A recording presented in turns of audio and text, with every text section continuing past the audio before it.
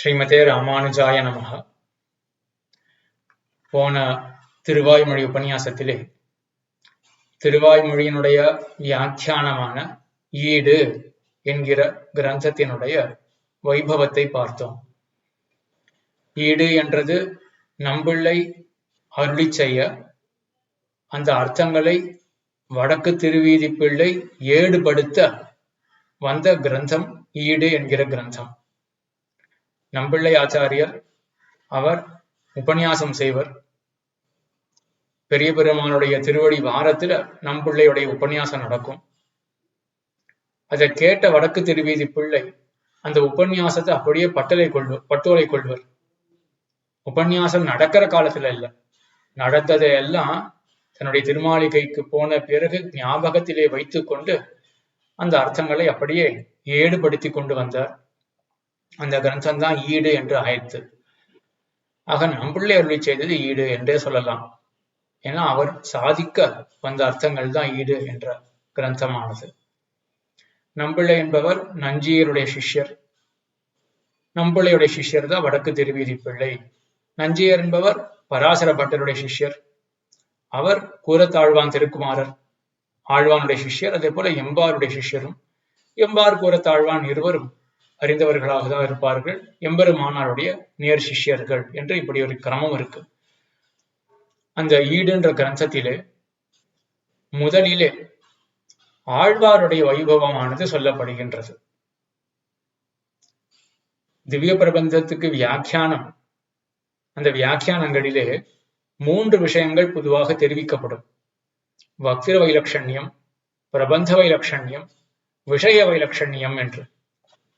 வக்தானா சொல்பவர், சொன்ன ஆழ்வார் இருக்காரு, அவருடைய ஏற்றம் என்ன. அதே போல பிரபந்த வைலட்சண்யம், அந்த பிரபந்தத்துக்கே ஒரு தனி சிறப்பு இருக்கும். திருப்பல்லாண்டு என்ற பிரபந்தத்தை எடுத்துட்டோமே என்றால் ஆச்சாரியர்கள் என்ன சாதிப்பார்கள்னா, இந்த பிரபந்தம் பிரணவத்தை போல ரொம்ப சுருங்கவும் இல்லை, மகாபாரதத்தை போல ரொம்ப விஸ்தரமாகவும் இல்லை, 12 பாட்டு என்று நம்மால் ஞாபகம் வைத்துக் கொள்ள முடியும். அந்த எண்ணிக்கை 12 அப்படின்னு இருக்கு. பிரணவம்ன்றது 3 அக்ஷரம் தானே, அது சுலபமா ஞாபகம் வச்சுக்கலாமே அப்படின்னா, வெறும் ஆவுமா இந்த பிரணவத்தை வச்சுட்டு பெருசா அர்த்தங்கள்லாம் தெரிஞ்சுக்க முடியல. அது போல கஷ்டம் இந்த திருப்பல்லாண்டுக்கு இருக்காது. மகாபாரதம் ரொம்ப பெருசு, என்ன சொல்ல வந்ததுன்னே புரியாது. பிரணவம் ரொம்ப சின்னது, என்ன சொன்னது அப்படின்றது புரியாது. அந்த கஷ்டம் திருப்பல்லாண்டு அப்படின்ற பிரபந்தத்துக்கு இருக்காது என்று சொல்லுவார்கள். இதுதான் பிரபந்த வைலட்சண்யம், பிரபந்தத்துக்கு உள்ள ஏற்றம். அதற்கு பிறகு விஷய வைலட்சண்யம், அந்த பிரபந்தத்துல பிரதிபாதிக்கப்படுகின்ற சொல்லப்படுகின்ற எம்பெருமானுடைய ஏற்றம். இந்த 3 ஏற்றமும் அமைந்தால் அப்போ படிக்கிறவர்கள் என்ன பண்ணுவார்கள், இப்பேற்பட்ட கிரந்தமாதுன்னு கிரந்தத்துக்குள்ள நுழைவார்கள். சொன்னவர் இப்படிப்பட்டவர், கிரந்தமானது இவ்விதமாக இருக்கு, கிரந்தத்தில் இருக்கக்கூடிய விஷயமோ இத்தகையது என்று தெரிந்தால் கிரந்தத்திலே அவர்களுக்கு ஒரு ஆர்வம் ஏற்படும், பிரவிற்த்தி, அவர்கள் முயற்சி செய்வார்கள் அதை அறிவதற்காக என்று வியாக்கியானங்களினுடைய ஆதியிலே அந்த 3ஐ சொல்வது வழக்கம். பக்திர வைலட்சண்யம், பிரபந்த வைலட்சண்யம், விஷய வைலட்சண்யம். அந்த கணக்கிலே ஈடு என்ற அவதாரிகை, அதாவது இந்த வியாக்கியானத்தினுடைய அவதாரிகையிலே, அவதாரிகைன்னா முன்னுரை, அந்த முன்னுரையிலே நம்பிள்ளை முதலிலே ஆழ்வாருடைய ஏற்றத்தை காட்டுகிறார். ஆழ்வார் எப்படிப்பட்டவர், நம்மாழ்வார் தாமே அருளி செய்கிறார். மாறி மாறி பல பிறப்பும் பிறந்து அடியை அடைந்து உள்ளம் தேறி ஈரில் இன்பத் திருவெள்ளம் யான் மூழ்கினன் என்று. மாறி மாறி பல பிறப்பும் பிறந்து, ஆழ்வார் சம்சாரத்துல அனாதிகாலமாக உழன்று கொண்டிருந்தவர். நம்மை போல் ஒரு சம்சாரி ஆழ்வார், நம் ஆழ்வார் என்பவர். மாறி மாறி பல பிறப்பும் பிறந்து என்று, ஜன்மத்துல மாறி மாறி ஒவ்வொரு ஜன்மம் அடுத்த ஜன்மம் என்று மாறி மாறி இருந்தார்.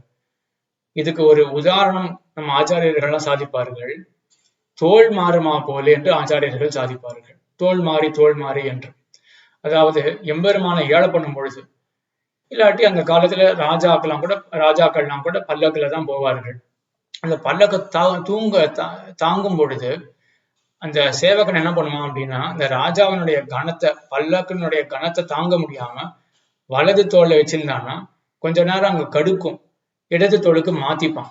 மறுபடியும் அங்க கடுக்கும், வலது தோளுக்கு மாத்திப்பான். இந்த மாதிரி தோல்ல மாத்தி மாத்தி பண்றான் இல்லையா, தாங்கிக்கிறான் இல்லையா. இதே போல இந்த ஜீவாத்மா என்ன பண்றதுன்னா, ஒரு உடம்பு எடுத்துக்கும்.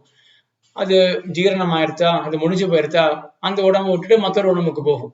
அது முடிஞ்சு போயிருச்சா, அது ஜீரணம் ஆயிருச்சா, அது போற நிலைக்கு வந்துருச்சா, அதை விட்டுட்டு இன்னொரு புதுசான உடம்பு எடுத்துக்கும். அப்படின்னு இந்த மாதிரி மாறி மாறி ஜீவாத்மாவானது சிரமப்பட்டு இருக்கு. ஆழ்வார் சொல்லுகிறார், நான் இப்படிதான் சம்சாரத்தில் அனாதி காலமாக சிரமப்பட்டு கொண்டிருந்தேன். மாறி மாறி பல பிறப்பும் பிறந்து இப்பொழுது அடியை அடைந்து உள்ளம் தேறி எம்பெருமானுடைய திருவடியை அடைந்து, அடினா எம்பெருமானே, அவனே சுவாமி, அவனுடைய திருவடியை, அந்த திருவடியை அடைந்து, அடியை அடைந்து உள்ளம் தேறி, என்னுடைய உள்ளமானது தேறிற்று, தெளிவு பெற்றது. என்னுடைய உள்ளமானது ஆனந்தத்தை பெற்றது. மேற்கொண்டு சொல்ல போற, உள்ளம் தேறி ஈரில் இன்பத்து இருவெள்ளம் யான் மூழ்கினன். ஈரில் எல்லையில்லாத இருவெள்ளம், பெரிய வெள்ளம். என்ன வெள்ளம் இது? இன்பத்து இருவெள்ளம், இன்பமாகிற ஒரு வெள்ளத்தை நான் அதிலே மூழ்கினேன். அதுல அந்தர்வாகனம் எனக்கு ஏற்பட்டது. அதிலே நான் மூழ்கி இருந்தேன், திளைத்திருந்தேன் என்று தன்னுடைய நிலையை ஆழ்வார் தெரிவிக்கிறார் திருவாய்மொழியிலே, மாறி மாறி பல பிறப்பும் என்று. இதுல நம்ம ஆச்சாரியர்கள் காட்டக்கூடிய ஒரு அர்த்தம், அடியை அடைந்து உள்ளம் தேறு என்று ஆழ்வார் அருளி செய்கிறார். எம்பெருமானுடைய திருவடியை அடைந்தார், அதற்கு பிறகு ஆழ்வாருக்கு தெளிவு ஏற்பட்டது என்று. இதற்கு உதாரணமாக தாரை, வாலியினுடைய மனைவி தாரா, அவளை உதாரணமாக எடுக்கிறார்கள் ஆச்சாரியர்கள். இந்த தாரா என்ன பண்ணாள் அப்படின்னா, அவ சொல்றா, சாதம் சமாசாத்திய மனஸ்வினி வாக்கியம் உவாசதாரா ராமம் ரணோத்கர்ஷண லப்த லட்சம் என்று. கிஷ்கிந்தா காண்டத்திலே வாலியினுடைய மதமானது ஏற்பட்டாயிருச்சு. வாலி இறந்து போய்விட்டான். தாரை வாலியின் கணவனுடைய உடலை கட்டிக்கொண்டு அழுது கொண்டிருக்கின்றாள். சுக்ரீவனுக்கும் பெரிய வருத்தம். இப்போ ஐயோ, அண்ணாவை இப்படி கொலை பண்ணிட்டேனே, நான் கொலை செய்யறதுக்கு நான் காரணமாகிட்டேனே, நானும் அண்ணாவோடைய நானும் முடிந்து போயிடுறேன் அப்படின்னு சுக்ரீவனும் அழலாம். அதை கண்டு பெருமாளுக்கே ஒரு கலக்கம். ஓ, இப்படி ஒரு பாசமா இவனுக்கு. சுக்ரீவன் முன்னாடி நான் எப்படி இருந்தேன், அப்போ நான் எப்படி வாலியை கொலை செய்யறதுக்கு அனுமதிச்சேன், இந்த வாலி ரொம்ப நல்லவன் ஆச்சே, இவனை போய் நான் கொலை செய்யறதுக்கு அனுமதிச்சுட்டேனே அப்படின்னு ரொம்ப வருத்தப்பட்டு அடறான். தானும் முடிய போகிறான். நானும் அண்ணாவுடைய அதை நெருப்பிலே எரிஞ்சு போயிடுறேனே அப்படின்லாம் சொல்றான் அவன். அப்போ பெருமாளும் கொஞ்சம் பட்ட பாசத்தை பார்த்து பெருமாள் கலங்கி இருக்கார். அந்த நேரத்துல தாரையானவள் அவ அழுதுண்டே இருக்கான். தன்னுடைய கணவன் வாலியினுடைய உடம்பை கட்டி கொண்டு அழுது கொண்டே இருக்கின்றாள். அப்பொழுது வானர முதலிகள், வாலியினுடைய சேனாபதிகள் சில பேர் என்ன பண்றாங்கன்னா, தாரையை நிக்க வைக்கிறார்கள். அவரை ஆசுவாசப்படுத்தி அந்த மீட்டு நிக்க வைக்கிறார்கள். இந்த தாரையானவள் அப்பொழுதுதான் பெருமாளை பார்க்கிறா, சேவிக்கிறான். இது வரைக்கும் சேவிக்கல பெருமாளை. சேவிச்ச உடனே புரிஞ்சுட்டா, இவன் தான் ராமபிரான் அப்படின்னு புரிஞ்சுட்டா. அவருடைய மனசுல அவ்வளவு வருத்தம். என்ன பண்ணணும், இப்போ என்னுடைய கணவனுடைய கொலைக்கு நீதான் காரணம் என்று எம்பெருமான வையனம் அப்படின்னு மனசுல அப்பேற்பட்ட வருத்தம். ஆனா என்ன ஆச்சுன்னா, அந்த தாரைக்கு சாத்தம் சமாசாத்திய விசுத்த சத்வா சோகேன சம்பிராந்த ஷரீர பாவா மனஸ்வினி வாக்கியம் உவாச்ச தாரா ராமம் ரணோத்கர்ஷண லப்த லட்சம். சாத்தம் சமாசாத்திய விசுத்த சத்வா. இந்த தாரை எழுந்திருந்து ராமன் அருகிலே போனாள். போன அந்த தாரையானவள் விசுத்த சத்வா என்று தன்னுடைய மனசானது தூய்மையாக விட்டது தாயாருக்கு, அதாவது இந்த தாரைக்கு. விசுத்த சத்வா சோகேன சம்பிராந்த ஷரீர பாவா. சோகம் இருக்கு அவளுக்கு, சோகம் இருந்து அவளுடைய சரீரமானது நடுங்கி கொண்டிருக்கின்றது. மனஸ்வினி வாக்கியம் உவாச்ச தாரா. தன்னுடைய மனசு பெரிய மனசு. எப்படிப்பட்ட மனசுன்னா, எல்லா விதத்திலும் இந்த எம்பெருமான வையணும் அப்படின்னு அப்பேற்பட்ட ஒரு மனசோட வந்தாகும். மனஸ்வினி வாக்கியம் உவாச்ச தாரா ராமம் ரணோத்கர்ஷண லப்த லட்சம். இந்த ரணமான இந்த போர்க்களத்திலே வெற்றி பெற்ற தன்னுடைய இலக்கை சென்று அடைந்த இந்த ராமபிரான் அவனை பார்த்து வைய வந்தாள். மனஸ்வினி பெரிய மனசோட வைய வேண்டும் என்று வந்த தாரை. அடுத்த ஸ்லோகம் ஆச்சரியமா இருக்கும். என்ன, பெருமாளை வைத்திருக்கணும் இல்லையா? ஆனா என்ன ஆச்சுன்னா, சாத்தம் சமாசாத்திய விசுத்த சத்வா. எம்பெருமான் பக்கத்துல வந்தா, வையனோன்னு வந்தா. ஆனா பக்கத்துல அந்த சன்னிதானத்துக்கு வந்த பிறகு விசுத்த சத்வா என்று அவருடைய மனசானது தூய்மையாயிருத்தா. என்ன பண்ற அடுத்தது, தும் அப்ரமேயஷ்ட துராசதஷ்ட ஜிதேந்திரியஷ்ட உத்தம தார்மிகஷ்ட அக்ஷய கீர்த்திஷ்ட விசக்ஷணஷ்ட க்ஷிதிக்ஷமாவான் க்ஷதஜோபமாக்ஷா என்று எம்பெருமான அபாரமாக ஸ்தோத்திரம் பண்றா, அப்படியே வர்ணிக்கிறா. எம்பெருமானுடைய அந்த மகா குணங்கள் எல்லாம் அப்படி அனுபவிச்சு வர்ணிக்கிறா. துவம் அபரமேயஸ்ட, உன்னை அறிய யாராலேயும் முடியாது, பெரிய பெருத்த ஞானிகள் கூட உன்னை அறிய முடியாது. துவம் அபரமேயஸ்ட துராசதஷ்ட, உன்னை யாராலையும் சென்று கிட்டவே முடியாது. நான் எம்பெருமான் அடைஞ்சிடுறேனே அந்த மாதிரிலாம் உன்னை கிட்டவே முடியாது யாராலும். அப்பேற்பட்ட பராத்பரன் நீ. துவம் அபரமேயஸ்ட துராசதஷ்ட ஜிதேந்திரியஸ்ட உத்தம தார்மிகஷ்ட, எல்லா இந்திரியங்களையும் ஜெயித்தவன், பெரிய தர்மாத்மா நீ. அதே போல விசக்ஷணஷ்ட, எப்பேற்பட்ட ஒரு ஞானத்தை கொண்டவன். அக்ஷய கீர்த்திஷ்ட, அழியாத புகழை பெற்றவன் நீ, பெரிய ஞானத்தை கொண்டவன். க்ஷிதிக்ஷமாவான், இந்த பூமியை போல உனக்கு பொறுமை இருக்கு. க்ஷிதிக்ஷமாவான் க்ஷதஜோபமாக்ஷகா, சிவந்த திருக்கண்களை உடையவன் என்று எம்பெருமானுடைய திருமேனி அழகு, அவனுடைய ஆத்ம குணங்கள் எல்லாவற்றையும் அப்படி வர்ணித்து அபாரமாக ஸ்தோத்திரம் பண்ணான். யாரு? தாரை. தன்னுடைய கணவன் அடிபட்டு விழுந்திருக்கான், செத்து போயிட்டான், தன்னுடைய மரணம் அடைந்தான் தன்னுடைய கணவன். இத்தனை கணத்து வரையிலும் அந்த கணவனுடைய அந்த உடலை கட்டி கொண்டு அழுத தாரையானவள் எம்பெருமானுடைய சன்னிதானத்தை அடைந்த பிறகு தன்னுடைய உள்ளமானது அப்படியே தெளிய பெற்றது. தாரைக்கு ஸ்தோத்திரம் பண்ண ஆரம்பிச்சுட்டா. வையனோன்னு வந்தவன் என்ன பண்ணா, வைய வந்த வாயாலே வாழ்த்தி போனாள் என்று வாழ்த்திட்டு போயிட்டாவோ. இது ஏன்? எம்பெருமானுடைய திருவடியை கிட்டினபடியினால. இங்க ஆழ்வார் என்ன சாதிக்கிறார்? மாறி மாறி பல பிறப்பும் பிறந்து இப்படி கஷ்டப்பட்டு சம்சாரத்துல அடியை அடைந்து உள்ளம் தேறி எம்பெருமானுடைய திருவடியை அடைந்தேன், உள்ளமானது தெளிவை பெற்றது. அதுக்கப்புறம் ஈரில் இன்பத்து இருவெள்ளம் யான் மூழ்கினன் என்று பெரிய இன்ப வெள்ளத்திலே நான் ஆழ்ந்தேன் என்று தன்னுடைய நிலையை அருளி செய்தார் ஆழ்வார். இந்த ஆழ்வாரை எம்பெருமான் பாடுவித்தான். ஆழ்வாருடைய ஏற்றம் என்ன அப்படின்னா, மற்ற கவிகளை போல தன்னுடைய ஞானத்தினால ஒரு கவிதையை பாடினார் அப்படின்னு கிடையாது. எம்பெருமான் அருள் செய்ய ஆழ்வாரானவர் திருவாய்மொழி ஆகிற இப்பேற்பட்ட பிரபந்தத்தை பாடினார் அப்படின்றதுதான் ஆழ்வாருக்கே உண்டான ஏற்றம். அந்த ஏற்றத்தை தெரிவிக்கிறதுக்கு மற்றொரு உதாரணத்தை நம் ஆச்சாரியர்கள் காட்டுகிறார்கள். பிருந்தாவனம் பகவதா கிருஷ்ணேன அக்லிஷ்ட கர்மனா சுபேன மனசாத்தியாத்தம் கவாம் ரித்திம் அபீப்சதா என்று. பிருந்தாவனம் என்றது நெறிஞ்சி முள் காடு, முள் செடிலாம் இருக்கக்கூடிய காடுதான் பிருந்தாவனம். ஆனா மாடுகள்லாம் மேய்க்கணுமே, மாடுகளுக்கெல்லாம் புல் வேணுமே, அதெல்லாம் உணவு சாப்பிடணுமே மாடுகள்லாம் அப்படின்றதுக்காக பெருமாள் என்ன பண்ணாருன்னா, பிருந்தாவனம் பகவதா கிருஷ்ணேன்னு அக்லிஷ்ட கர்மனா, ரொம்ப காரியம்லாம் பெருமாள் பண்ண மாட்டார். வெறும் தன்னுடைய சங்கல்பம், அந்த சங்கல்பம் பண்ணினார்னா போறோம். சுபேன மனசாத்தியாத்தம், விசுத்தமான தன்னுடைய திருவுள்ளத்தால பெருமாள் ஒரு சங்கல்பம் பண்ணார். என்ன பண்ணார்? கவாம் விருத்திம் அபீப்சதா, கோக்களினுடைய சமிருத்திக்காக, பசுக்கள்லாம் நல்லபடியா வாழணுமே அப்படின்றதுக்காக தன்னுடைய திருவுள்ளத்திலே ஒரு கருத்தை கொண்டார் பெருமாள் கொண்டார், கண்ணன் பெருமான் கொண்டான். என்ன ஆட்சி எடுத்தது பிருந்தாவனம் என்றால், உற்பன்ன நவ ஷஷ்பாட்யா சக்கர கோபாஸ்திருதா மகி ஸ்தலி மாரதிகீவ ஆசீத் பத்மராக கிருதாந்தரா என்று அடுத்த க்ஷணம் இதுவரையிலும் நெறிஞ்சி முள் காடாக, முள் செடி பூத்த காடாக இருந்தது பிருந்தாவனம். எம்பெருமான் கோக்கள்லாம் நல்லபடியா அது புல்ல சாப்பிடணும் அப்படின்றதுக்காக, அந்த உணவுக்காக பெருமாள் தியானம் பண்ணார், சங்கல்பம் பண்ணார். அடுத்த க்ஷணத்துல உற்பன்ன நவ ஷஷ்பாட்யா என்று, ஷஷ்பங்கள் என்றால் புல்லு, பச்சை பசேல்னு ஆயிடுச்சு. வெறும் பச்சை பசேல்னு ஆகல, வெறும் புல்லு மட்டும் முளைக்கல. உற்பன்ன நவ ஷஷ்பாட்யா சக்கர கோபாஸ்திருதா மகி, சக்கர கோபங்கள் என்றால் சிவப்பாக இருக்கிற சில செடிகள். உற்பன்ன நவ ஷஷ்பாட்யா சக்கர கோபாஸ்திருதா மகி ஸ்தலி மாரதகீ வாசீத் பத்மராக கிருதாந்தரா. ஆக பச்சை பசேல்னு ஆயிடுத்து, அங்கங்க நடுவுல சிவப்பான செடிகளும் முளைத்தது. இது எப்படி இருக்குன்னா, மாரதகீ வாசீத் பத்மராக கிருதாந்தரா, மரதக கல்லான, இது பச்சை கல்லான மரதகம் இருக்கு இல்லையா, மரதகம்ன்றது பச்சை கல் தானே, ரத்னம்.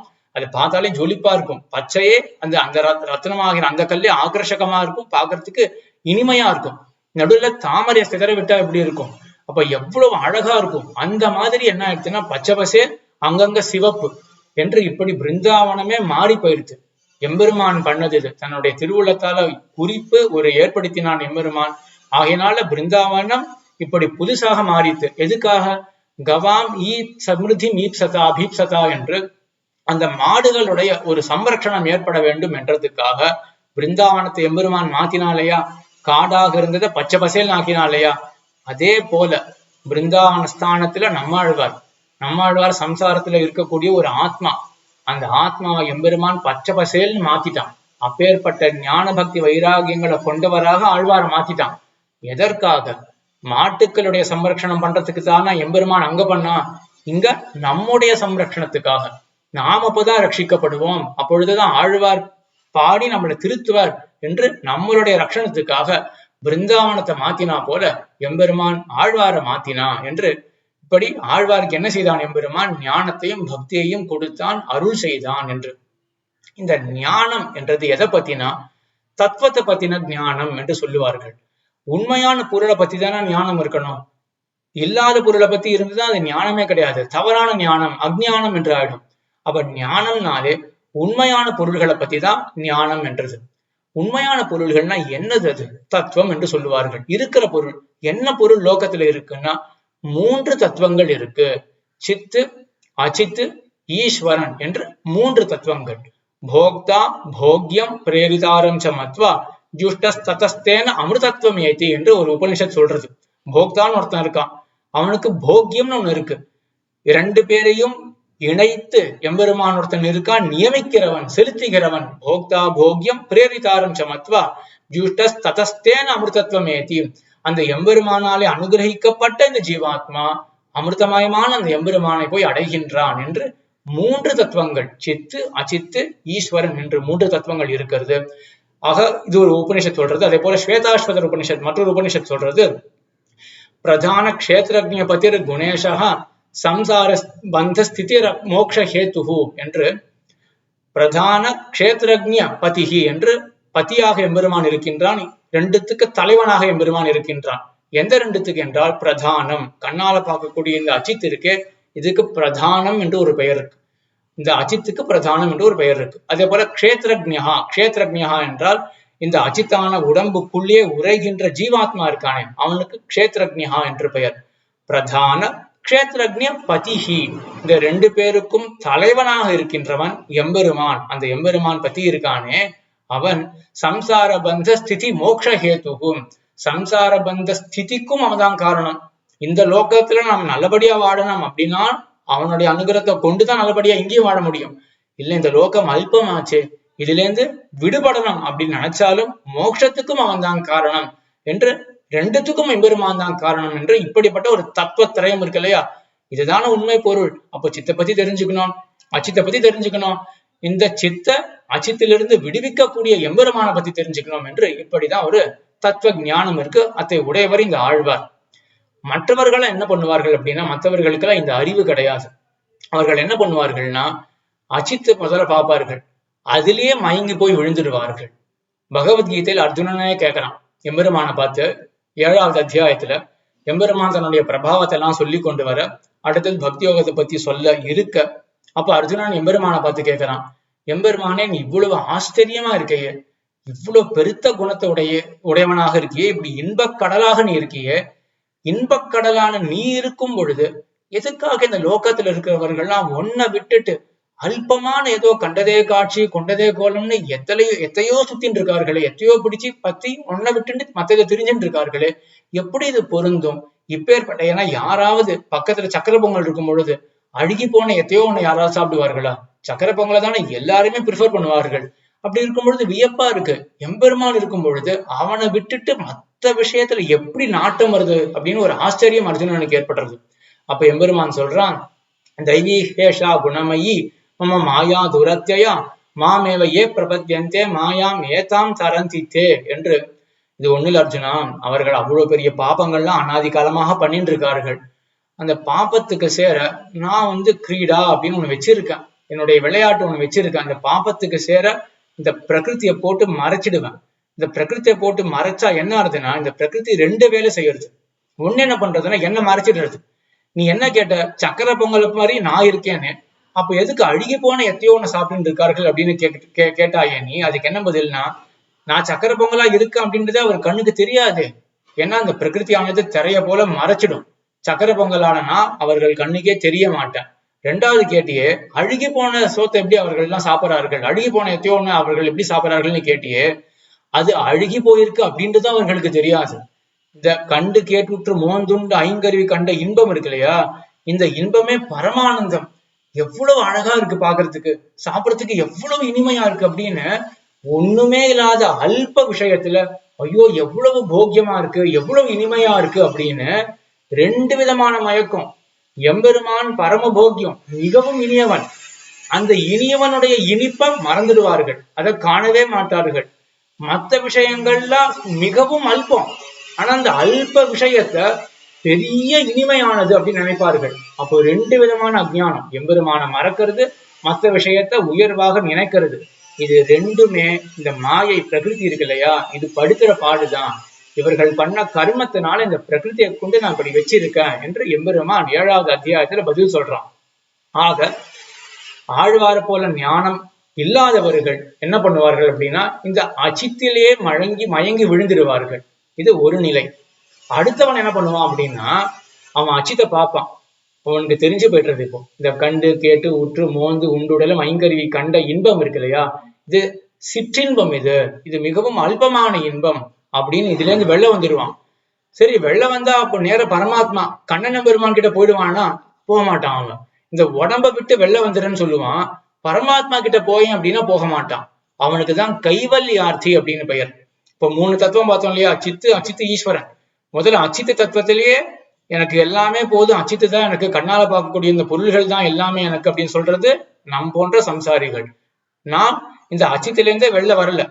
சில ஒரு விதமான ஒரு ஞானி இருப்பான், அவன் என்ன பண்றான்னா, இந்த உடம்பானது தாழ்ந்தது அப்படின்னு இந்த அச்சித்தை விட்டுட்டு ஈஸ்வரன் 3வது தத்துவம் இருக்கான் இல்லையா, அவன்கிட்ட போல 2வது தத்துவம் சித்து ஆத்மா, அதுகிட்டே நின்றுடுறான். எப்படி நிக்கிறான் அப்படின்னா, அதே 7வது அத்தியாயத்துல பகவத்கீதையில எம்பெருமானே சொல்றான், ஜராமரண மோக்ஷாய மாம் ஆசிரித்ய யதந்தியே தே பிரம்மத விதுஹ்கிருத்ஸ்னம் அத்தியாத்மம் கர்மச்ச அகிலம் என்று. ஜராமரண மோக்ஷாய மாம் ஆசிரித்ய யதந்தி என்று. ஜரா கூடாது, மரணம் கூடாது என்று. ஜரை என்றால் மூப்பு, கிடத்தனம். மரணம்னா மரண வேதனை, அது எல்லாருமே தெரிஞ்சதுதான். இப்படிப்பட்ட இந்த சரீர இன்னல்கள் இருக்கு, இதெல்லாம் எனக்கு கூடாது என்று ஒருத்தன் நினைக்கிறான். நினைச்சு என்ன பண்றான் அப்படின்னா, உடம்புல இருந்து விடுதலை ஏற்பட்டா போதும். இந்த உடம்போட இருக்கிறதுனால தானே சிரமம்.